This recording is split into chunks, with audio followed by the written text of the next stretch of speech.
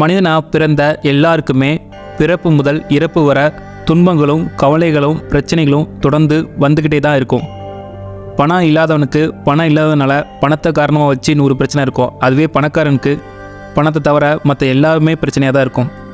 எந்த சூழ்நிலையிலையும் சந்தோஷமாக இருக்க நம்ம கற்றுக்கிட்டோம்னா துன்பத்தோட நிழல் கூட நம்ம மேலே பட முடியாது என்பதை உணர்த்தக்கூடிய ஒரு கதையை நம்ம கேட்க ஆரம்பிக்கலாமா? புத்தர் வாழ்ந்து வந்த காலகட்டத்தில் புத்தரோட தலைமையில் செயல்பட்டு வந்த ஒரு புத்த கோவில் இருந்தது. அங்கு ஏராளமான சீடர்கள் இருந்தாங்க. அந்த சீடர்கள் அனைவருக்குமே புத்த துறவிக்கான மனப்பக்குவத்தை அடைவதற்கான பயிற்சியும் பாடங்களும் கல்வியறிவும் கொடுக்கப்படும். இந்த பயிற்சியை வெற்றிகரமாக முடித்த பிறகு சீடர்கள் அனைவருமே மக்களுக்கு தியானத்தை கற்றுக் கொடுக்கவும் மக்களோட முன்னேற்றத்துக்காக சேவை செய்ய நாடு முழுவதும் பிரித்து அனுப்பப்படுவாங்க. அப்படி ஒரு தருணம் இப்போது வந்தது. சரியாக 100 சீடர்கள் புத்த துறவிக்கான தங்களோட பயிற்சியை வெற்றிகரமாக முடிச்சிருந்தாங்க. அவங்க எல்லாருமே தனித்தனியாக நாடு முழுவதும் ஒவ்வொரு இடத்துக்கும் அனுப்பப்பட்டாங்க. ஒரே ஒரு துறவிக்கு மட்டும் எந்த இடத்துக்கு செல்ல வேண்டும் என்பது அறிவிக்கப்படவே இல்லை. உடனே அந்த புதிய துறவி குழப்பம் அடைஞ்சார். அது எப்படி 100 பேரில் 99 பேருக்கு எங்கே போகணும்னு கரெக்டாக சொல்லிட்டாங்க, நம்ம ஒருத்தருக்கு மட்டும் சொல்லலையேன்னு. உடனே அந்த புதிய துறவி நேரடியாக போய் புத்தரை சந்தித்தார். புதிய துறவி புத்தரை பார்த்து, குருவே, நான் எங்கே செல்லட்டும் அப்படின்னு கேட்டார். உடனே புத்தர் கொஞ்சம் சிரித்தபடியே, நீ செல்ல வேண்டிய இடத்தை நீயே தெரிவு செஞ்சுக்கோ அப்படின்னு சொன்னார்.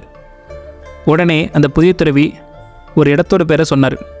அந்த இடத்தோட பேரை புத்தர் கேட்டதும், அந்த பகுதிக்கா, அங்கேயே நீ போக போகிற?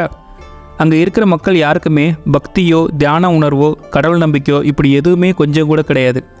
அது மட்டும் இல்லாமல் அங்கே உள்ள எல்லாருமே மிகவும் மோசமானவங்க. எப்போதுமே சண்டை போடுற ஒரு மனப்பக்குவத்து தான் இருப்பாங்க. இதெல்லாம் தெரிஞ்சுமா நீ அங்கே போகணும்னு சொல்கிற அப்படின்னு கேட்டார். உடனே புதிய துறவி, ஆமாம் குருவே என்று பதிலளித்தார். அந்த புதிய துறவியோட மன உறுதியை சோதிக்க நினைத்த புத்தர், அப்படியானாலும் சரி, நான் உன்னிடம் 3 கேள்வி கேட்குறேன். அந்த 3 கேள்விக்கும் நீ சரியாக பதில் சொல்லிட்டேன்னா நீ அந்த இடத்துக்கு செல்ல நான் அனுமதிக்கிறேன். ஒருவேளை நீ தப்பாக பதில் சொல்லிட்டேன்னா நான் சொல்கிற இடத்துக்கு தான் நீ போகணும்னு சொன்னார் புத்தர். உடனே அந்த புதிய துறவியும் அதற்கு சரின்னு ஒத்துக்கிட்டார்.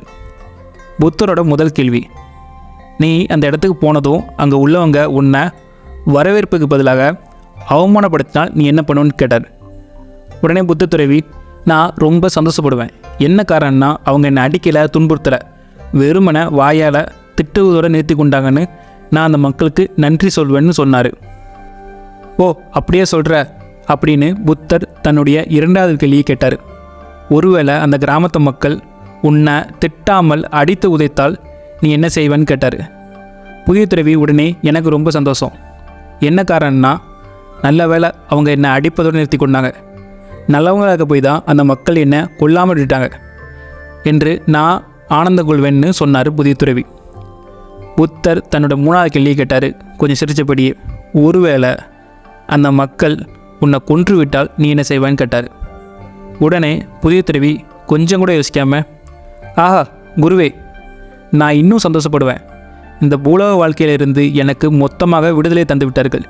இனி நான் எதை பற்றியும் கவலைப்பட வேண்டியதில்லை என்று பதிலளித்தார் புதிய துறவி. இதை கேட்ட புத்தர் ரொம்பவுமே மகிழ்ச்சி அடைந்தார். சிரிச்சுக்கிட்டே, தேறிவிட்டாய், நீ நன்றாக தேறிவிட்டாய். நீ விரும்பும் இடம் மட்டும் இல்லை, இந்த உலகத்தில் நீ எங்கே சென்றாலும் உன்னை யாராலுமே வீழ்த்த முடியாது. நீ எப்போதுமே ஆனந்தமாக இருக்க பக்குவப்பட்டு விட்டாய். நீ போய் வா என்று வாழ்த்து விடை கொடுத்தார் புத்தர். வாழ்க்கையில் எந்த சூழ்நிலையிலும் சந்தோஷமாக இருக்க கற்றுக்கொண்டு விட்டால் துன்பங்களின் நிழல் கூட நம்ம தொட முடியாது. பிரச்சனைகளை பார்த்து கவலைப்படுவதை விட, பிரச்சனையை பார்த்து பயந்து ஓடுவதை விட பிரச்சனையை சமாளிப்பது தான் புத்திசாலித்தனம்.